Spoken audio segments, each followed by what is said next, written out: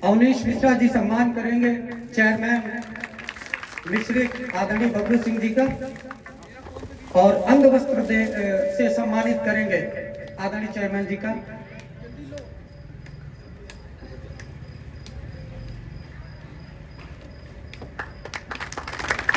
आप सब भी अपनी कर्तव्य धुन से सम्मान में सम्मिलित हो गए। बहुत बहुत आभार आप सभी का।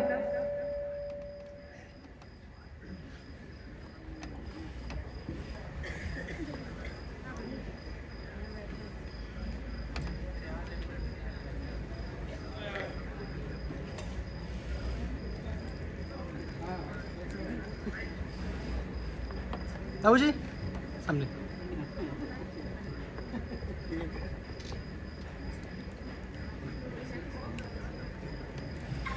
चलिए, बहुत बहुत आभार। मैं आदरणीय बबलू सिंह जी से निवेदन करूंगा कि वो अपना स्थान ग्रहण करें। आइए, मैं भूमिका में था, पुनः किसी चार पंक्तियां किसी कवि की याद आती हैं कि अपने दामन को भिगोती ही चली जाती है, जिंदगी रोई तो रोती ही चली जाती है, नेक कामों में कभी देर न करिए साहब, देर होती है तो होती ही चली जाती है। इसलिए मैं देर अधिक नहीं करना चाहता, मैं विलंब नहीं करना चाहता। जैसे कि साहित्यिक अनुष्ठानों की परंपरा रही है, मां शारदे के स्तवन से कोई भी अनुष्ठान प्रारंभ होता है, और मैं चाहता हूं कि मां शारदे के स्तवन के लिए, मां शारदे की वंदना के लिए मैं उस गीतकार को आमंत्रित करूं जो आज राष्ट्रीय कवियों की श्रेणी में आते हैं, संपूर्ण देश में बड़े सम्मान के साथ सुने जाते हैं। मैं आदरणीय जगजीवन मिश्र जी को आमंत्रित करना चाहता हूं कि वो आए और अपने सुमधुर कंठ से मां शारदे का आवाहन करें, और आप सब तालियों के माध्यम से उनको मंच तक आमंत्रित करें। एक बार जोरदार तालियां उनके सम्मान में उठाएं। आदरणीय जगजीवन मिश्र जी माइक पर आए।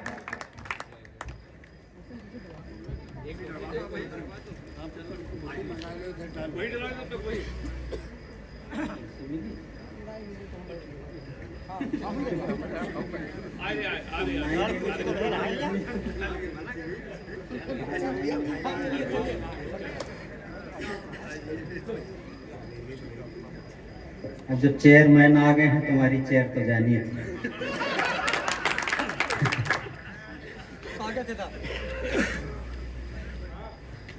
आज के कार्यक्रम के अध्यक्ष जी,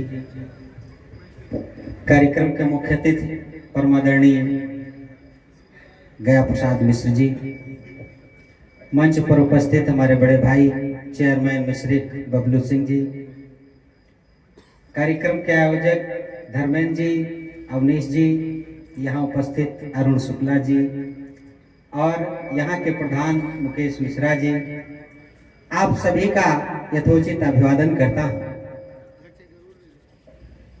नहीं, अध्यक्ष का मैंने सबसे पहले कहा, उन्होंने हमारा स्वागत सम्मान भी किया है, इसलिए तो उनका 2 बार सम्मान मैं करता हूँ। मेरा सौभाग्य है, आप सब बहुत स्नेह और प्यार देते हैं मुझे। यहाँ आकर के आशुतोष शुक्ला जो कार्यक्रम के संयोजक हैं, इन्होंने कहा था आपके कारण एक दिन कार्यक्रम विलंब हो गया, तो हमने सोचा अपना प्रभाव जमाने के लिए ऐसा कह रहे हैं।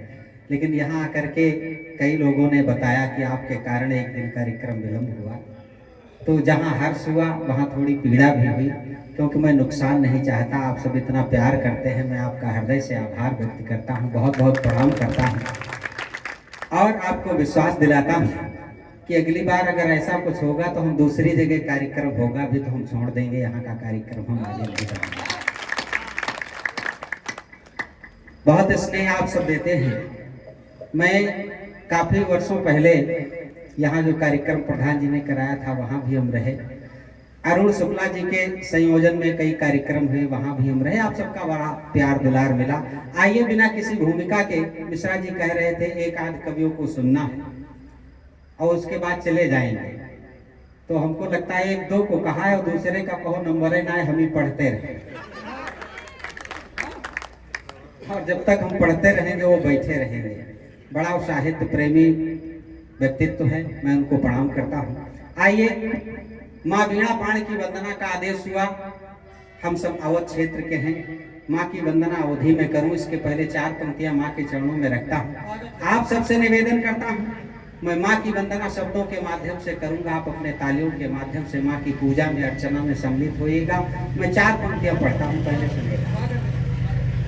कि कामना छल कपट और हो द्वंद्वना, कामना छल कपट और हो द्वंद्वना, हो भले मेरे जीवन में मकरंदना, मन के भावों से जो भी उकेरा करूं, मेरा हर शब्द हो आपकी वंदना, मेरा हर शब्द हो आपकी वंदना। और आइए माँ की वंदना अवधि भी करने की कोशिश करता हूँ, सुनेगा। कि मैया ललना समझी दुलरावा करो, मैया ललना समझी दुलरावा करो, हम बुलाई ना बुलाई मुलावा करो, हम बुलाई ना बुलाई मुलावा करो। और प्रार्थना करता हूँ, माँ से बंद पड़ता हूँ कि दुख दर्द आपन कहाँ लो बताई, दुख दर्द आपन कहाँ लो बताई, हियरे कि हमरे सुनो मोरी माई, हियरे कि हमरे सुनो मोरी माई, कि दुनियादारी मना भरमावा करो, हम बुलाई ना बुलाई मुलाया। इधर के लोग थोड़ा खामोश हैं, हाथ उठा के एक बार तालियां माँ के सम्मान में आप सबकी हूँ।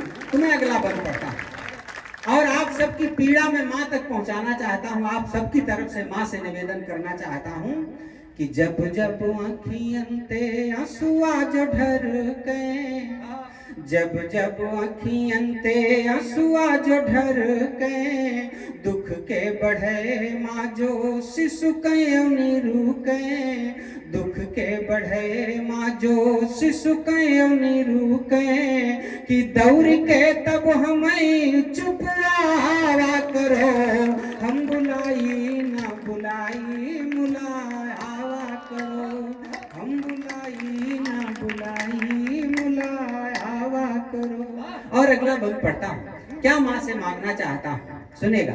कि ठुकराव जब यूं जमाना सतावे, ठुकराव जब यूं जमाना सतावे, मन मार आशा तो तुम्हारी लगावे, मन मार आशा तो तुम्हारी लगावे, कि अपने आचर मतलब लुकवा करो, हम बुलाई ना बुलाई मुलावा करो, हम बुलाई ना बुलाई मुलावा करो। और हम सब कवियों की क्या कामना होती है माँ शारदा से, तब अंतिम बंद पढ़ता हूँ, सुनेगा।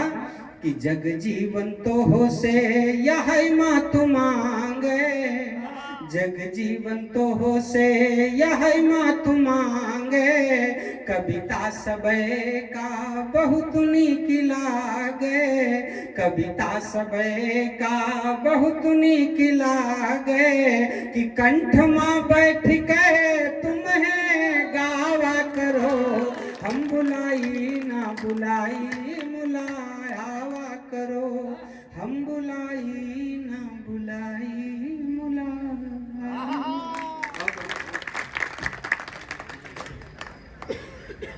अद्भुत काव्य पाठ किया दादा ने और सुमधुर कंठ से आज के कार्यक्रम की शोभित शुभारंभ कर दिया है आपने। देखिए भाई साहब, सरस्वती माता हम लोगों की बिरादरी से आती हैं। पिछले 10-5 वर्षों में बड़ा परिवर्तन हुआ हमारे देश में।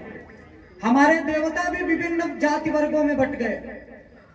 राम जी को छत्री कर दिया, कृष्ण जी यादव हो गए, ब्रह्मा जी ब्राह्मण हो गए, और भाई साहब क्या बताएं, शंकर जी को तो अनुसूचित जनजाति में रख दिया।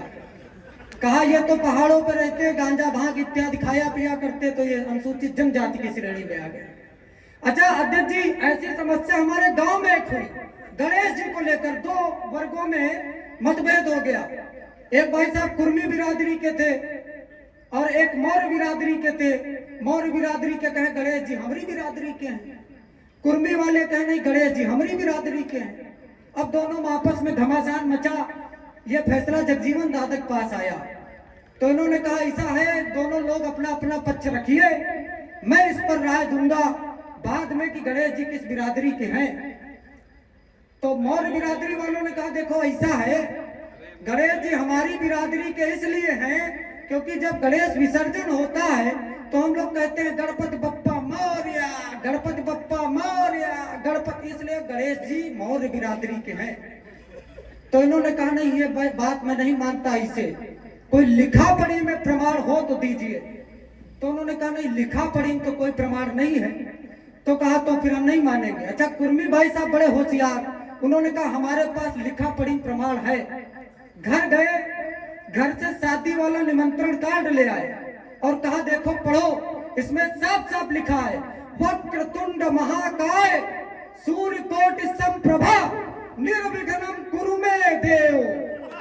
साफ साफ लिखा है निर्विघ्नं कुरु मे देव, अर्थात गणेश जी कुर्मियों के देवता हैं। अब भाई साहब ये कविता क्या है, केवल शब्दों का रखरखाव है भाई साहब। अब शब्दों पे ध्यान दीजिएगा, बारीक सी बात समझ में आएगी तो आनंद आएगा। अब हमारे यहाँ का प्रधान भाई साहब बड़ा होशियार, एक दिन विद्यालय पहुंच गया, मास्टर साहब से झगड़ा करने लगा। कहा ऐसा है विद्या के लिए शिक्षा के लिए इतना सारा धन आता है, आप अकेले खा जाते हो, हमको काहे नहीं खिलाते हो। तो उसने कहा तुमको काहे खिलाए। तो कहा तो विद्यालय में काहे लिखा है विद्या धनम सर्वधनम प्रधानम, अर्थात विद्या के लिए आया हुआ सारा धन प्रधान का है। तो इसमें यार हमारी तो हिस्सेदारी बनती है। तो ऐसी स्थितियां होती है भाई साहब, कहीं बात अच्छी लग जाए तो तालियों से सूचित करते रहिए। अब भाई साहब मैं हास्य का कवि हूं और मैंने देखा पिछले कुछ वर्षों में हंसी हम लोगों के होठों से गायब हो चुकी। पता नहीं क्या विसंगतियां हुई। हम लोग गांव देहात के रहने वाले लोग हैं, अकारण ही हंस लिया करते थे, बिना बात के बिठा के लगाते थे, इसलिए हमारे गांव में कोई बीमारियां नहीं आती थी। हमारे यहाँ डायबिटीज नहीं थी, हमारे गांव में हार्ट जैसी बीमारियां नहीं थी। लेकिन भाई साहब पिछले 10-20 वर्षों में ऐसा हुआ, कारण यही हुआ कि हम लोग हंसना भूल गए। और वैसे भी ये हंसने की कला ईश्वर ने किसी को दी है तो इंसानों को दी है। आपने कभी किसी गधे को मुस्कुराते हुए नहीं देखा होगा, और मान लो कोई गधा आपको मुस्कुराता हुआ दिख जाए तो भाई साहब पक्का समझ लीजिए वो गधा बिल्कुल इंसान बनने के आखिरी पड़ाव पे है। अच्छा ठाके तो अब लगाना, इसके विपरीत कोई हंसी मजाक वाली बात हो और वो आदमी खामोश बैठा रह जाए तो भी भाई साहब बिल्कुल पक्का समझना वो गधा बनने के आखिरी पड़ाव पे है। बहुत गजब श्रोता हो आप लोग, बारीक बात को कितनी आसानी से समझते हो। निश्चित रूप से बहुत आनंद आने वाला है इस कवि सम्मेलन में। मैं इस काव्य संध्या के प्रथम पुष्प को आप सबके सम्मुख उपस्थित करना चाहता हूँ। बहुत बड़े बड़े कवि हमारे मध्य बैठे हैं, लेकिन जो कवि सम्मेलन का पहला कवि होता है वो इन बड़े लोगों के लिए मार्ग प्रशस्त करता है। और मैं चाहता हूँ एक युवा साहित्यकार को आप सबके सम्मुख उपस्थित करूं, आप सब उसकी कविताओं का रसास्वादन करें और अपनी तालियों के माध्यम से उसका उत्साहवर्धन करें। हमारे मध्य में ललित हरि मिश्रा जी की उपस्थिति है, एक बार जोरदार तालियां उनके सम्मान में बजाएं और मैं माइक पर आमंत्रित करता हूं भाई ललित हरि मिश्रा जी को। मावाड़ी को नमन करता हूँ। इस कार्यक्रम में मेरी माता जी भी आई हैं, उनके चरण स्पर्श करके मौसी जी, मौसा जी, मामा, सभी लोग, भाई लोग और इस मंच पर आदरणीय अध्यक्ष जी, आप सभी लोगों का आशीर्वाद लेकर, क्योंकि ये धरती जो है बाबा नरोत्तम दास की धरती है। मैं दत्ता विद्रोही की धरती शाहजहांपुर से आया हूँ। वो धरती जो क्रांति की धरती कही जाती है, साहित्य की उर्वरा है। मैं 4 पंक्तियाँ अपने परिचय की पढ़ता हूँ, फिर एक कविता अपने ही जनपद के एक नायक की पढ़ूंगा, आपके बीच रखूंगा। आप लोग बहुत अच्छे से सुन रहे हैं। मैं आपको अच्छे की तो गारंटी नहीं दे सकता, लेकिन हाँ एक सच्ची कविता जरूर सुना के जाऊंगा। तालियां नहीं मांगता हूँ, आपका मन मांगता हूँ, आप प्यार से सुनिएगा। आप सभी का मन मांगता हूँ और 4 पंक्तियां अपने परिचय की रखता हूँ कि मैं दिनकर का शपथ पत्र हूँ, कि मैं दिनकर का शपथ पत्र हूँ इस साहित्यिक आंगन में, कि मैं दिनकर का शपथ पत्र हूँ इस साहित्यिक आंगन में, मैं वो गंध सदा रहती जो चंदन के अंतर मन में। मैं दिनकर का शपथ पत्र हूँ इस साहित्यिक आंगन में, मैं वो गंध सदा रहती जो चंदन के अंतर मन में। मैं राणा का स्वाभिमान रखवाला हल्दी घाटी का, मैं राणा का स्वाभिमान रखवाला हल्दी घाटी का, मैं शोध पत्र बनकर निकला अपने भारत की माटी का, मैं शोध पत्र बनकर निकला अपने भारत की माटी का। बहुत बहुत धन्यवाद साहब। जैसा मैंने पहले ही कहा कि मेरी धरती, मैं जिस धरती से आता हूँ वो जनपद अमर शहीद पंडित राम प्रसाद बिस्मिल, अशफाक उल्ला खां, ठाकुर रोशन सिंह की धरती है। ये वो नायक है जिनको पूरा विश्व जानता है, लेकिन कुछ नायक ऐसे भी हैं जो गुमनाम हैं। आप सभी लोगों ने झांसी की रानी का सीरियल देखा होगा, या नहीं देखा होगा तो किताबों में पढ़ा होगा, इतिहास में पढ़ा होगा। उसमें एक नायक आते हैं। हम युद्ध की जब कौशल की बात करते हैं तो लगता है कि एक युद्ध जो है एक वीरांगना लड़ रही है, लेकिन उसके पीछे भी ऐसे कई लोग हैं, अनगिनत नाम हैं, जिनको इतिहास में वह समुचित सम्मान नहीं मिल सका।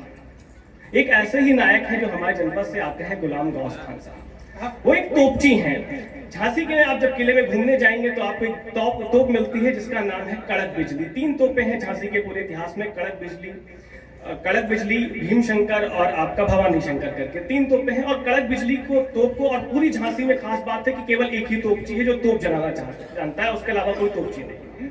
तो उस कविता में मैंने उनके बारे में कहा गया, लेकिन आप देखिए कि इतिहास कितना क्रूर होता है कभी कभी, कि जो व्यक्ति जिस वक्त का जो इतिहास है जो कहता है कि जब अंग्रेजों ने युद्ध जीतने के लिए झांसी किले पे आक्रमण किया तो वो युद्ध नहीं जीत पा रहे थे, कैसे जीतना है, तो बोले वहां पर एक मजार है पीर साहब की, बोले इसके आसपास अपने हम सिपाही तैनात कर देंगे, और जब तोप जो है, क्योंकि चलाने वाला एक व्यक्ति मुसलमान है, तो उस तोप का प्रयोग उस तरफ नहीं करेगा जिधर मजार है, और जब तोप नहीं चलेगी तो ये सैनिक कब तक लड़ेंगे, 2-4 दिन में तो हम किला फतेह कर लेंगे, और किला फतेह तो झांसी फतेह। ये सोचकर वो चल रहे थे, लेकिन देखते हैं स्थितियां किस तरीके से भिन्न होती हैं। कविता पढ़ता हूँ आपके बीच में कि जो मातृभूमि के लिए मिटा, जो मातृभूमि के लिए मिटा पर नहीं शहीदी पद पाया, और दुख देखिए उस व्यक्ति का मजार भी नहीं, कि जो मातृभूमि के लिए मिटा पर नहीं शहीदी पद पाया, बह गई कब्र की सब मिट्टी उसका मजार ना बन पाया। जो मातृभूमि के लिए मिटा पर नहीं शहीदी पद पाया, बह गई कब्र की सब मिट्टी उसका मजार ना बन पाया। उस पुण्य भूमि पर कोई भी तो दीप जलाने नहीं गया, उस पुण्य भूमि पर कोई भी तो दीप जलाने नहीं गया, चादर की तो बात दूर एक फूल चढ़ाने नहीं गया, चादर की तो बात दूर एक फूल चढ़ाने नहीं गया। गुमनाम कब्र में सोए हैं, गुमनाम कब्र में सोए हैं, जो मैं उन्हें जगाने आया हूं। मैं गौस मोहम्मद पर श्रद्धा के सुमन चढ़ाने आया, मैं गौस मोहम्मद पर श्रद्धा के सुमन चढ़ाने। उनका बचपन देखे कि झांसी में वह गौस तोपची दलबल बीच अकेला, इकलौता तोपची, कि झांसी में वह गौस तोपची दलबल बीच अकेला था, बस गोला बारूद आग से जिसका जीवन खेला था। झांसी में वह गौस तोपची दलबल बीच अकेला था, बस गोला बारूद आग से जिसका जीवन खेला था। और मैंने तो तोप का नाम बताया, कड़क बिजली तोप का नाम है, कि झांसी में वह गौस तोपची दलबल बीच अकेला था, बस गोला बारूद आग से जिसका जीवन खेला था नाम कड़क बिजली जिससे, था नाम कड़क बिजली जिससे दुश्मन की धरती थर्राती थी, था नाम कड़क बिजली जिससे दुश्मन की धरती थर्राती थी, जिसके गोलों की मार शत्रु को नानी याद दिलाती थी, और दुश्मन के खट्टे दांत हुए जिसके विस्फोटक शोलों से, दुश्मन के खट्टे दांत हुए जिसके विस्फोटक शोलों से, बहरे अंग्रेजी कान हुए जय जय झांसी के गोलों से, बहरे अंग्रेजी कान हुए जय जय झांसी के गोलों से। लेकिन भारत गद्दारी के कुछ नागों से डर जाता। हमारे इतिहास में कई ऐसे गद्दार मिलते हैं, और समय समय पर आज भी हैं, हमारे आसपास बैठे हुए हैं, क्योंकि हमारा खतरा जो है बाहर वालों से नहीं है, अंदर वालों से ज्यादा। और एक ऐसे ही गद्दार जो झांसी में है वो दुल्हाजू है। वो क्या करता है कि वहां पर एक तोप है, चलाने वाला भी एक है, उस तोप के अंदर क्या करता है, तोप में छेद करता है, और उस छेदों में मिट्टी भर लेता है, कि ताकि जब भी वहां पे विस्फोट के लिए जब आग जलाई जाएगी तो छेद से वो निकल जाए। लेकिन भारत गद्दारी के कुछ नागों से डर जाता है, इन मीर जाफरों जय चंदों से जुड़ा युगों से नाता है। लेकिन भारत गद्दारी के कुछ नागों से डर जाता है, इन मीर जाफरों जय चंदों से जुड़ा युगों से नाता है, कि दुल्हाजू की गद्दारी ने कर तोपों में ही छेद दिया, कि दुल्हाजू की गद्दारी ने कर तोपों में ही छेद दिया, उन छेदों में मिट्टी भरकर अंग्रेजों को भेज दिया। दुल्हाजू की गद्दारी ने कर तोपों में ही छेद दिया, उन छेदों में मिट्टी भरकर अंग्रेजों को भेज दिया। और इतने तक यदि सीमित होता, मान लेते हैं यहीं पर रुक जाता, तो इतने तक यदि सीमित होता संभव इतिहास अलग होता, इतने तक यदि सीमित होता संभव इतिहास अलग होता। लेकिन विधि का अपना विधान बस अपने ही ढंग का होता, लेकिन विधि का अपना विधान उस अपने ही ढंग का होता। उस राष्ट्रद्रोही दुल्हाजू उसके बाद क्या करता है, झांसी किले के जो महत्वपूर्ण दरवाजा है दक्षिणी द्वार, उसको खोल देता है।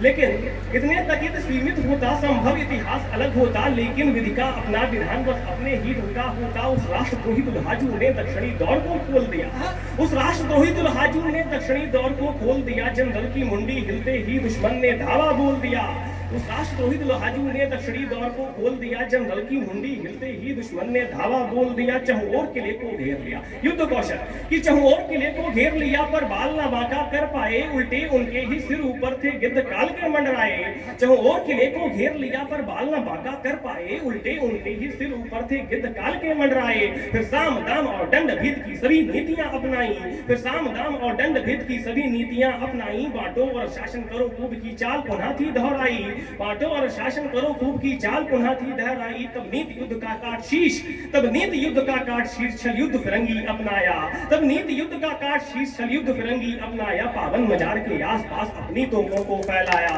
पावन मजार के आसपास अपनी तोपों को फैलाया। अब अंग्रेज सोच रहे होंगे कि हमने तो ऐसा कर दिया है, तोपची मुसलमान है, वो आगे आके गोली चलाएगा नहीं, सरेंडर हो जाएगा और हम किला फतेह कर लेंगे। ये उनकी सोच अभी तक चल रही है। लेकिन पता क्या है, स्थितियां उनकी विपरीत हो जाती हैं कि जब गुलाम गौस खान जाते हैं और झांसी रानी से पूछते हैं कि भाई क्या दिक्कत है, हम आगे के लिए क्यों नहीं पढ़ रहे, ये जो है 2-4 दिनों से उसी कोल्ड फीस में कैसे चल रहा है, तो बताती हैं कि ऐसी ऐसी स्थिति है। और उनका ये मानना था क्योंकि ये मजार मुस्लिम, ये जो मजार है जो मुस्लिमों के लिए एक तीर्थ क्षेत्र के तौर पर है, और झांसी की रानी एक हिंदू रानी है, ये हमले का इतिहास नहीं देंगी, हमले का आदेश नहीं देंगे और ऐसा कुछ नहीं। लेकिन जब गुलाम गौस खान साहब को ये बात पता चलती, वो तो कहते हैं मैं तो मुसलमान हूं, मैं तो चला सकता हूं, मुझको क्या दिक्कत है, मेरे समुदाय के लोग मुझ पर तो आरोप नहीं लगा सकते हैं। तो वो क्या करते हैं, जब दुश्मन ने एक धर्म क्षेत्र को, उन्होंने किस तरीके से किया कि जब दुश्मन ने धर्म क्षेत्र को कुरुक्षेत्र में बदल दिया, कि जब दुश्मन ने धर्म क्षेत्र को कुरुक्षेत्र में बदल दिया, झांसी रानी के मस्तक पर चिंता रेखा ने दखल दिया। जब दुश्मन ने धर्म क्षेत्र को कुरुक्षेत्र में बदल दिया, झांसी रानी के मस्तक पर चिंता रेखा ने दखल दिया। तब गौस खान बाहर निकले, तब गौस खान बाहर निकले, रिपुदल समझा सूखे तिनके, तब गौस खान बाहर निकले, रिपुदल समझा सूखे तिनके। थी खंडित तोप साथ लेकिन अरमान अखंडित थे जिनके, थी खंडित तोप साथ लेकिन अरमान अखंडित थे जिनके। और अब आगे देखिए, अब जब उन्होंने देखा है कि अंग्रेज देख रहे हैं, लेकिन आगे मजा आ गया। लेकिन एक चीज स्पष्ट है कि अगर तोप चलेगी तो तोप फटेगी और चलाने वाले का जीवन नहीं बचेगा। तो अब उस क्षण उनके दिमाग में क्या चल रहा होगा, उन्हें पता है कि अब ये तोप चलेगी, मैं तो नहीं बचूंगा, लेकिन मन में क्या सोच रहा होगा, सोच रहे होंगे वो, तो उसकी कल्पना है कि जब देखा आगे काल खड़ा अंग्रेजी मस्तक सिकुड़ गए, जब देखा आगे काल खड़ा अंग्रेजी मस्तक सिकुड़ गए, लेकिन दुविधा के कुछ बादल थे गौस हृदय में घुमा गए। जब देखा आगे काल खड़ा अंग्रेजी मस्तक सिकुड़ गए, लेकिन दुविधा के कुछ बादल थे गौस हृदय में घुम गए। पल भर में मन में घूम गई अम्मी के पल्लू की छाया, पल भर में मन में घूम गई अम्मी के पल्लू की छाया। दादी ने चूमा जिसे कभी उस पेशानी को सहलाया, पल भर में मन में घूम गई अम्मी के पल्लू की छाया। दादी ने चूमा जिसे कभी उस पेशानी को सहलाया। मानव का जीवन अमर नहीं, मानव का जीवन अमर नहीं, मानव तो आता जाता है, मानव का जीवन अमर नहीं, मानव तो आता जाता है। आती जाती इन सांसों का निश्चित स्तन से नाता है, आती जाती इन सांसों का इस निश्चित स्तन से नाता है। यदि पावन मजार कुछ टूटा तो, वो सोच रहे हैं यदि पावन मजार कुछ टूटा तो यह फिर से बन जाएगा, यह देश हमारा चला गया तो देश नहीं मिल पाएगा। यदि पावन मजार कुछ टूटा तो यह फिर से बन जाए। और ये उन लोगों से कहना चाहता हूँ धर्म और देश में धर्म को चुनना चाहते हैं, उनको सोचना चाहिए। यदि पावन मजार कुछ टूटा तो यह फिर से बन जाएगा, यदि देश हमारा चला गया तो देश नहीं मिल पाएगा। और दिल में दोनों बातें धड़के, दिल में दोनों बातें धड़के, संग धड़क रही मजबूरी है। अब मेरे मौला मुझे बता क्या करना मुझे जरूरी है, अब मेरे मौला मुझे बता, अब मेरे मौला मुझे बता क्या करना मुझे जरूरी है। कुछ क्षण सोचा, अब वो सोच रहे हैं कि अब क्या करना है। ये तय नहीं है कि गोला चलेगा, ये तो तय है कि उनका जीवन नहीं बचेगा, लेकिन अगर मजार को कुछ क्षति हो जाती है, मजार के मुख्य भाग को क्षति हो जाती है, तो उसकी भरपाई कौन करे। कि कुछ क्षण सोचा फिर अतीत को उसने पीछे छोड़ दिया, कुछ क्षण सोचा फिर अतीत को उसने पीछे छोड़ दिया, कुछ क्षण सोचा फिर उसने अतीत को था उसने पीछे छोड़ दिया, पल भर में ही अपना रिश्ता था कुर्बानी से जोड़ दिया। वो क्षण सोचा फिर अतीत को, फिर उसने पीछे छोड़ दिया, पल भर में ही अपना रिश्ता कुर्बानी से था जोड़ दिया। और जब अंतर्ध्वनि को शिथिल हुई, जब अंतर्ध्वनि को शिथिल हुई, मौला को मस्तक झुका दिया। बारूद ठूस उसने बोला बिजली के मुंह में बढ़ा दिया। बारूद ठूस उसने बोला बिजली के मुंह में बढ़ा दिया। जब और उनकी हिम्मत को दाद देता हूं कि जब आग लगी, छेद है तो धुआं तो निकल रहा है, कि जब आग लगी तो बिजली ने कुछ धुआं छेद से उड़ा दिया। जब आग लगी तो बिजली ने कुछ धुआं छेद से उड़ा दिया। तो बढ़कर गौस मोहम्मद ने था अपना सीना अड़ा दिया। तो बढ़कर गौस मोहम्मद ने था अपना सीना अड़ा दिया। जब आग लगी तो बिजली ने कुछ धुआं छीन से उड़ा दिया। बढ़कर गौस मोहम्मद ने था अपना सीना अड़ा दिया। और इतिहास लिखता है कि गोला चला इस तरीके से निकल जाता है कि धर्मस्थल बच जाता है, लेकिन जो अंग्रेजों के किले हैं, जो उनकी तोपें हैं, वो नष्ट हो जाती हैं। कि जब धर्मस्थल की रक्षा कर गोला आगे को निकल गया, बैरी के संग संग तोपों का भी सारा लोहा पिघल गया। कि धर्मस्थल की रक्षा कर गोला आगे को निकल गया, बैरी के संग संग तोपों का भी सारा लोहा पिघल गया। फट गई तो का फटना था कि फट गई तो चल बसे गौस देगों में हाहाकार हुआ। झांसी के आंसू टपक पड़े जब एक बड़ा बलिदान हुआ। झांसी के आंसू टपक पड़े जब एक बड़ा बलिदान हुआ। अर्थी को तत्पर कंधे थे वे सभी सनातन वाले थे। अभी नाना जी बात कर रहे थे सनातन धर्म की, वो कह रहे थे बाकी मजहब है हमारा धर्म है, बाकी एक पंथ व्यवस्था से, एक उपासना पद्धति से बंधे हुए हमारा तो वे ऑफ लाइफ है। हमारे यहाँ आप देवी देवता को मानते हैं तब भी हिंदू हैं, नहीं मानते हैं तब भी हिंदू हैं। और अंतर देखिए, वो व्यक्ति जो राष्ट्र के लिए मर गया, राष्ट्र के लिए, झांसी की रक्षा के लिए अपने जीवन की आहुति दे देता है, लेकिन जो वो समुदाय है जो अपने आप को बड़ी कट्टरता के उसमें झगड़ा हुआ देखता है, उनको लगता है कि नहीं इन्होंने तो हमारे धर्मस्थल पे हमला किया है, तो कोई भी व्यक्ति उनकी जो अंतिम जनाजे की जो नमाज होती है उसको पढ़ने नहीं आता। मैं बड़ी सफाई के साथ कह सकता हूँ, इतिहास पूरी तरीके से कहता है उनके समुदाय का कोई भी एक व्यक्ति उनकी अर्थी को कंधा देने नहीं आता। और जितने लोगों ने कंधे दिए वे सभी सनातन धर्म के कंधे थे। ये हमारी धर्म की विशेषता, मुझे गर्व करता हूँ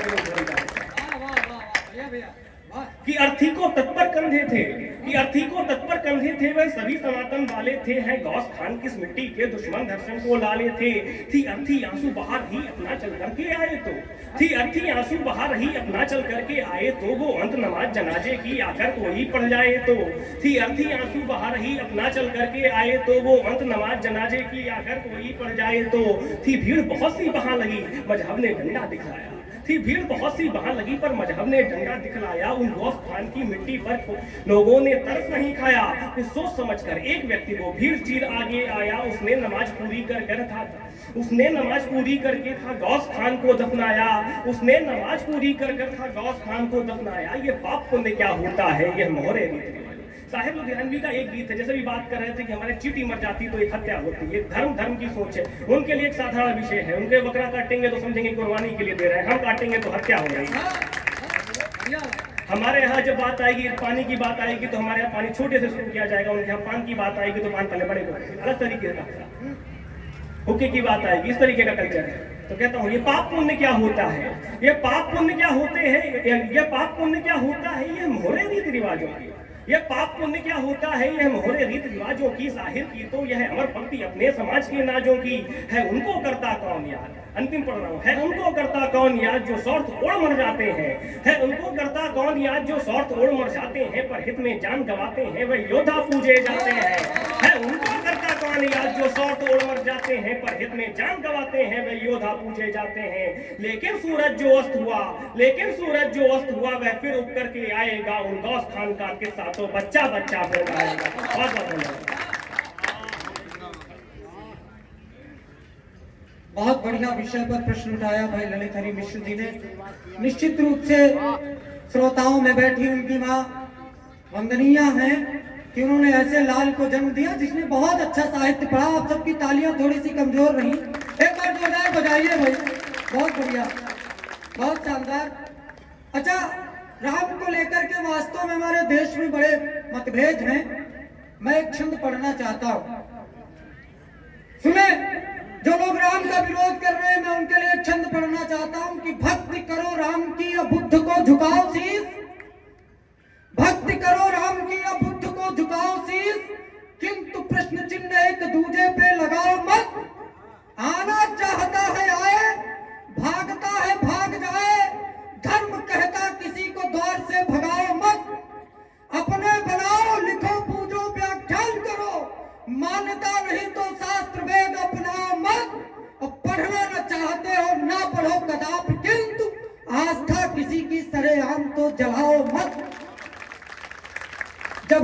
रामचरितमानस जो हमारी आस्था है, जिसकी एक चौपाई हमें आदरणीय बता रहे थे, जिसकी एक चौपाई का यदि हमने अपने जीवन में अंगीकार कर लिया एक चौपाई को, तो निश्चित रूप से हमारा जीवन बदल जाता है।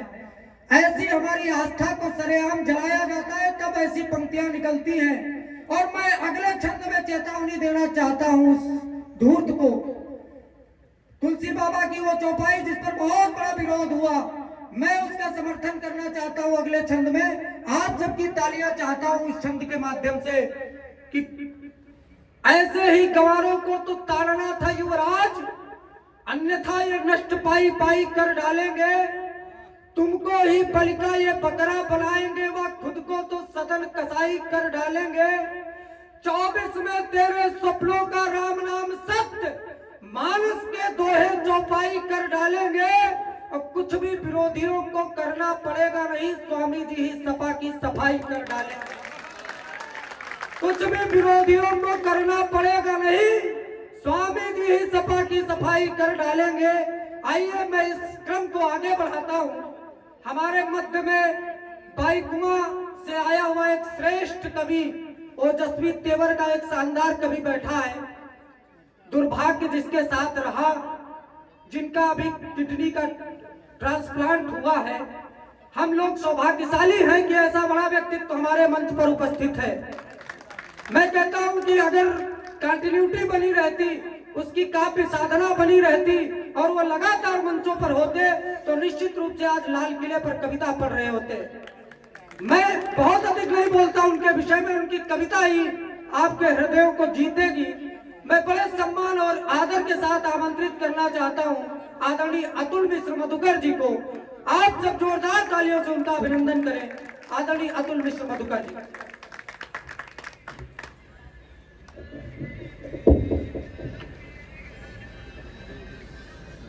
नेरी से तो कई वर्षों का संबंध है, ऐसा नहीं है। यहाँ में जितने चेहरे मुझे दिखाई पड़ रहे हैं, एक एक का नाम मैं बता सकता हूँ, लेकिन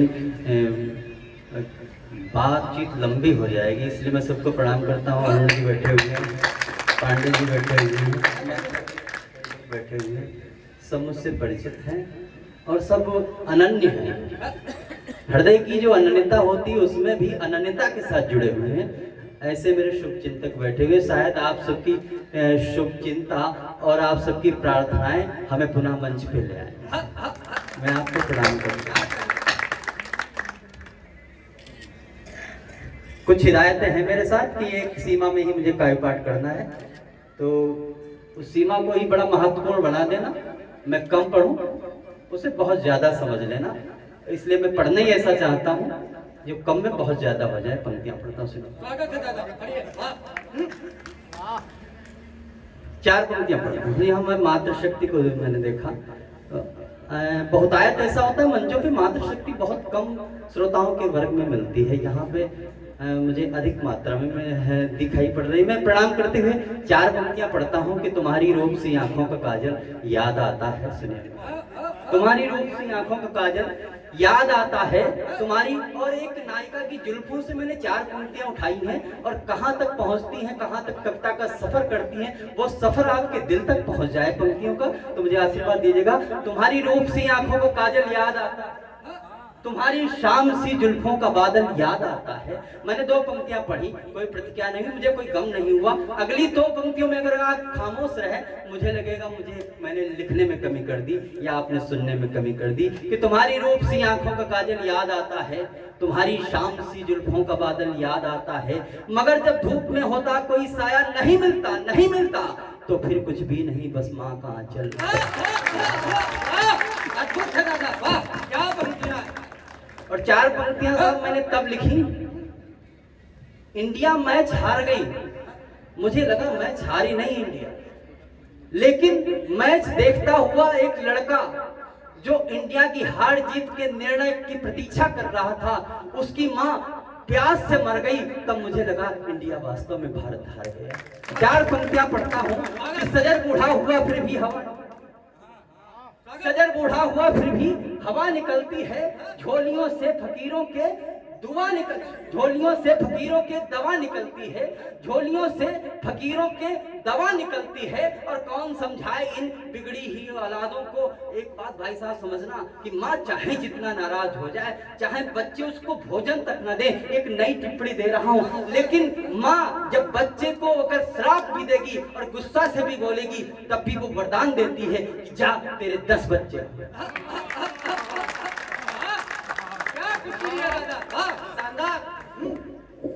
सजर बूढ़ा हुआ, सजर बूढ़ा हुआ फिर भी हवा निकलती है, झोलियों से फकीरों के दवा निकलती है। और कौन समझाए इन बिगड़ी हुई औलादों को।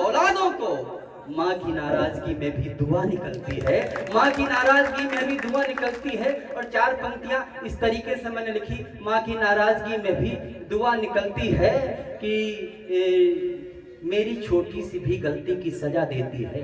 सुनेगा, मेरी छोटी सी भी गलती की सजा देती है और शीत की रात में जल्दी ही जगा देती है। मेरी छोटी सी भी गलती की सजा देती है, शीत की रात में जल्दी ही जगा देती है। और ठोकरें खा के जब आता हूँ घर जमाने की माँ मुझे प्यार से पल्लों में छिपा लेती है, पल्लों में छिपा लेती है माँ मुझे प्यार से पल्लू। और 4 पंक्तियां मैंने बड़ी सरलता से लिखी, सुनिएगा कि हर दुख पर भारी होती है, दुनिया से न्यारी होती है।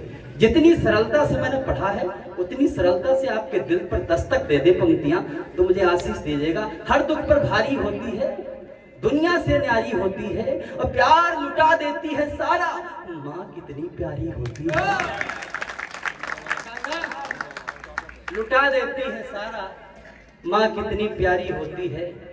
आइए एक रचना पढ़ना चाहता हूँ, राम की रचना पढ़ना चाहता हूँ। मैं वैसे छंद भी मैं जो लोकप्रिय है वो मैं पढ़ सकता हूँ, लेकिन मेरी समय सीमा ज्यादा है। सुनिए कि भारत का जो ये वट वृक्ष था घना, फले फूले सदा सब की थी कामना, जहाँ पात पात वेद की रचाएं थी, सूरमीरा तुलसी की कविताएं थी। कि आज वही उल्लुओं के डेरे हो गए, आज वही उल्लुओं के डेरे हो गए, आज वही उल्लुओं के डेरे हो गए, अपने ही घर के लुटेरे हो गए, अपने ही घर के लुटेरे हो गए। मैं अप्रत्यक्ष रूप से नहीं कहता हूं, मैं स्वामी प्रसाद मौर्य की बात करता हूं, मैं उदय निधि की भी बात करता हूं, और मैं नाम नहीं ले सकता हूं, सबके सब दुष्ट भरे पड़े हैं साहब। मैं उन सनातन विरोधियों की बात करता हूं जो राम के देश में रहते हुए राम को ललकारते हैं, राम के अस्तित्व को ललकारते हैं। कि भारत का जो ये वट वृक्ष था घना, फले फूले सदा सब की थी कामना, जहाँ पात पात वेद की रचाएं थी, सूरमीरा तुलसी की कविताएं थी। कि राजनीति में वो सौंधी गंध कहाँ है, पावन पुनीत अनुबंध कहाँ है, जाने कैसे इतना अंधेरा हो गया, देश ये शिकारियों का डेरा हो गया। कि सत्ता के हिंडोले बैठ झूल गए हैं, सत्ता के हिंडोले बैठ झूल गए हैं, सत्ता के हिंडोले बैठ झूल गए हैं, राम को भी आज लोग भूल गए हैं, राम को भी आज लोग भूल गए हैं, राम को भी आज लोग। और तालियां संभालना साहब, कि राम को भी आज लोग भूल गए हैं। कि राजनीति कारणे में दंभ जिएंगे, सुअर है गंदा करके ही पिएंगे, अपने लहू को आप चाट रहे हैं, पागल है खुद को ही काट रहे हैं, अपने लहू को आप चाट रहे हैं, पागल है खुद को ही काट रहे हैं, अपने लहू को आप चाट रहे हैं, पागल है खुद को ही काट रहे हैं। कि लक्ष्य अपने से कौन चूक रहा है, लक्ष्य अपने से कौन चूक रहा है, लक्ष्य अपने से कौन चूक रहा है, कौन है जो सूरज पे थूक रहा है, कौन है जो सूरज पे थूक रहा है, कौन है जो सूरज पे थूक रहा है, कौन है जो सूरज पे थूक रहा है। कौन है जो सूरज पे थूक रहा है कि राम से बड़ा है कौन कौन बात है। भारी आसमां से किसकी भी साथ है, राम अग जग सबसे महान है। राम धरती है राम आसमान है, राम जग जग सबसे महान है। राम धरती है राम आसमान है, कि राम धरती है राम आसमान है। कि राम कथा झूठी कथा लेख रहा है, राम कथा झूठी कथा लेख रहा है, राम कथा झूठी कथा लेख रहा है। उल्लू रोशनी को नहीं देख रहा है, उल्लू रोशनी को नहीं देख रहा है। मेरी कविता जब अंतिम पड़ाव तक पहुंचेगी, मुझे उम्मीद है कि सदन का कोई हाथ खामोश नहीं रहेगा। कि उल्लू रोशनी को नहीं देख रहा है, कि राम चलना है हंसना है गाना है, मौत माने राम का ही चले जाना है। उस राम के अस्तित्व पे प्रश्न उठाता है, जिस राम को मैं अपनी आत्मा में वास मानता हूँ। और कहते हैं जब मृत्यु हो जाती है तो राम निकल जाता है, अर्थात आत्मा निकल जाती है, आत्मा और राम रूपी परमात्मा में विलय हो जाती है। तो मृत्यु का मतलब ही यहाँ समझा जाता है हमारी संस्कृति में, कि राम शरीर के अस्तित्व से चला गया, अस्तित्व को छोड़कर। कि राम चलना है हंसना है गाना है, मौत माने राम का ही चले जाना है। राम चलना है हंसना है गाना है, मौत माने राम का ही चले जाना है। कुर्सी मिली तो ये घोटाला करेंगे, फिर अपना ही मुंह काला। कुर्सी मिली तो ये घोटाला करेंगे, फिर अपना ही मुंह काला करेंगे। कुर्सी मिली तो ये घोटाला करेंगे, फिर अपना ही मुंह काला करेंगे। कि राम जी के नाम खड़े रोड़े हो गए, राम जी के नाम खड़े रोड़े हो गए, राम जी के नाम खड़े रोड़े हो गए। ये विरोधी बेलगाम घोड़े हो गए, ये विरोधी बेलगाम घोड़े हो गए, ये विरोधी बेलगाम घोड़े हो गए। आदरणीय को जगह दे दीजिए। कि ये विरोधी बेलगाम घोड़े हो गए, ये विरोधी बेलगाम घोड़े हो गए, ये विरोधी बेलगाम घोड़े रह गए हो गए। हम ऐसे पढ़ते रहेंगे ये पंक्ति, बैठ जाइए आप लोग। ये विरोधी बेलगाम घोड़े हो गए, ये विरोधी बेलगाम घोड़े हो गए। कि कैसे ये है कुलियब तंश हो गए, कि कैसे ये है कुलियब तंश हो गए। देश में भी रावण के वंश हो गए, कैसे ये है कुलियब तंश हो गए। देश में भी रावण के वंश हो गए। ये चुनावी चौंधियाए चौंक रहे हैं, कुत्ते फिर हाथी पर भौंक रहे हैं। ये चुनावी चौंधियाए चौंक रहे हैं, कुत्ते फिर हाथी पर भौंक रहे हैं। कि आज राम जी के नाम शंका करेंगे, आज राम जी के नाम शंका करेंगे, आज राम जी के नाम शंका करेंगे। कल पूरे भारत को लंका करेंगे, कल पूरे भारत को लंका करेंगे, कल पूरे भारत को लंका करेंगे, कल पूरे भारत को लंका करेंगे। और अंतिम की तरफ बढ़ रहा कि राम अधिकारी राम अधिपति है, राम ही से जिंदगी का सार सत्य है। कि राम अधिकारी राम अधिपति है, राम ही से जिंदगी का सार सत्य है। कि राम के बड़ा है कौन का प्रार्थना नहीं, राम अधिकारी राम अधिपति है, राम ही से जिंदगी से कार्य सत्य है। कि राम से बड़ी है कोई प्रार्थना नहीं, राम से बड़ी है कोई कामना नहीं। कि राम की कृपा से परिवेश बचा है, राम की कृपा से परिवेश बचा है, राम की कृपा से परिवेश बचा है। राम है तो ये है सारा देश बचा है, राम है तो ये है सारा देश बचा है। अंतिम बंद पढ़ के मैं विदा लेता हूं। मैंने कहना ये चाहा कि कभी अतीत में हमसे भूल हो गई तो हो गई। हम ब्राह्मण, कोई क्षत्रिय, कोई वैश्य, कोई हरिजन, आप ना बटे। आप ये मानिए कि एक अगर अलग हो गया तो दूसरे का अस्तित्व समाप्त हो जाएगा। ऐसी विसंगतियां हमारे देश में हैं। ये एक होने का समय आ गया है। तब चार पंक्तियां पढ़ के मैं विदा लेता हूँ। गीत का कविता का मैं अंतिम बंद पढ़ के विराम लेता हूँ, पंक्तियां पढ़ता हूँ। कि भारत का न्यारा स्वाभिमान रहेगा, आपका भी गौरव गुमान रहेगा। भारत का न्यारा स्वाभिमान रहेगा, आपका भी गौरव गुमान रहेगा। काबिरस खान का ललाम रहेगा, नीति में रहीम जी का नाम रहेगा। काबिरस खान का ललाम रहेगा, नीति में रहीम जी का नाम रहेगा। कि राम रहेंगे तो रहमान रहेगा, राम रहेंगे तो रहमान रहेगा, राम रहेंगे तो रहमान रहेगा। हिंदी हिंदू और हिंदुस्तान रहेगा, हिंदी हिंदू और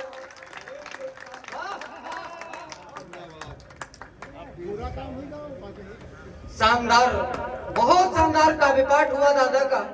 एक बार हाथ उठा के तालियां बजाइए अगर काव्य पाठ अच्छा लगा हो। निश्चित रूप से यकीन मानिए हम लोग बहुत जगह काव्य संध्याएं करने के लिए जाते हैं और हर बार वहां के श्रोताओं को बताना पड़ता है तालियां बजाइए, तालियां बजाइए, तालियां बजाइए। लेकिन साहब मैं जानता हूं कितने प्रबुद्ध लोग हैं, आप एक बार भी कहना नहीं पड़ा कि आप तालियां बजाइए। मैं तो कहता हूं कवि सम्मेलन कहीं भी हो, लेकिन साहब श्रोता नेरी के ही होने चाहिए। एक बार अपने सम्मान में जोरदार तालियां बजाइए। शानदार, बहुत बढ़िया बात की दादा ने। माँ के लिए मुक्तक पढ़े। मैं कहता हूं भाई साहब जीवन में दो ही महिलाओं की सबसे ज्यादा अहमियत होती, एक तो माँ, दूसरी पत्नी। माँ जब खोपड़ी पे सर पे हाथ फिराती है तो साफ खेती बढ़ती है। जगजीवन दादा को देखिए कितने हरे भरे बाल। और पत्नी यदि हाथ फेरती है तो साफ मैदान सफरचट हो जाता है। तो ऐसा नहीं है कि केवल माँ की ही अहमियत होती है। बहुत बढ़िया था ओजस्वी तेवर के, पूछिए मत भाई साहब। एक ऐसे चिल्ला चिल्ला के खूब जोर से पढ़ रहे थे। एक दादी अम्मा सामने बैठी थी श्रोताओं में, वो खड़ी हुई बहुत जोर जोर से रोने लग गई। तो कवि ने पूछा अम्मा क्या हुआ, कविता का इतना अच्छी लग गई?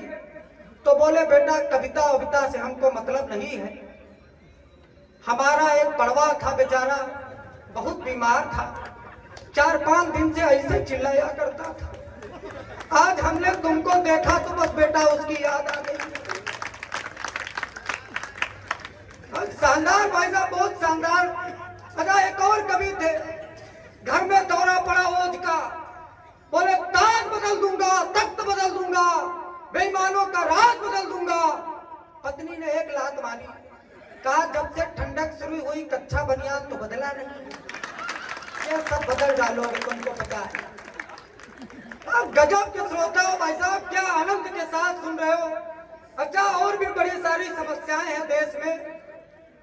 हम बताएं बहुत अच्छे अच्छे कवि हैं, अपनी समस्या सुनिए भाई साहब। हम कवि कैसे बने, ये तो सब वरिष्ठ कवियों की श्रेणी में आते हैं। बनी जब प्रेमिका अपनी तो फिर किस्मत मेरी जागी, थमा दी मैंने भी हंसकर उसे लाकर की हर चाबी। और मैं उसके ख्वाब में सुबह के 8:30 तक सोया, वो 4:45 पर उठकर पड़ोसी संग निकल भल।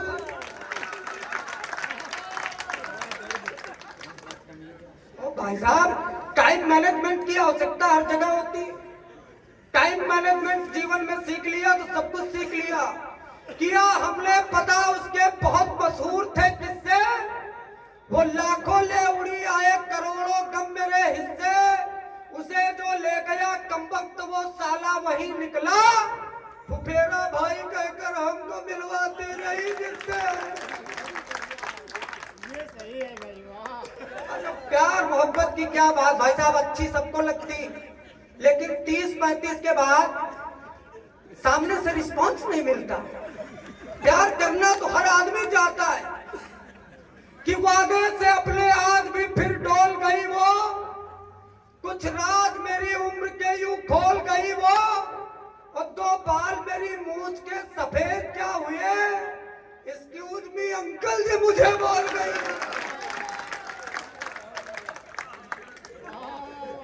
आइए मैं जीता जागता श्रृंगार मंच पर उपस्थित करता हूं।